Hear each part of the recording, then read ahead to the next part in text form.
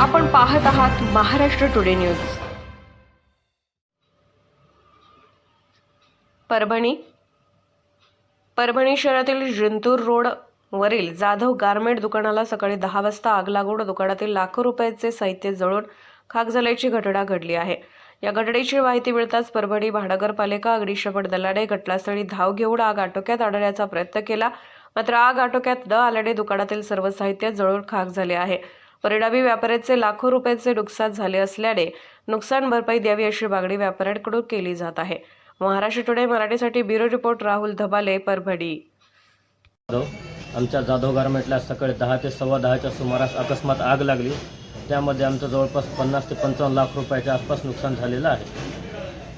आम्ही fire ब्रिगेडला phone लावून आग विझवण्याचा लवकरात लवकर प्रयत्न केला। आम्ही ज्यावेळेस घटनास्थळावर दाखल झालो, सुरुवातीला आगीचे नेमके कारण असे सांगता येईल की शॉर्ट सर्किटमुळे आग लागल्याचे निदर्शनात आलेले आहे। बऱ्याच प्रमाणामध्ये जवळपास 100% नुकसान झालेलं आहे, पण सुदैवाने कुठल्याही प्रकारची जीवितहानी झाली नाही। दिवसाचा टाईम असल्यामुळे सर्व कामगार वर्ग हे नेमकेच कामावर रुजू होत होते।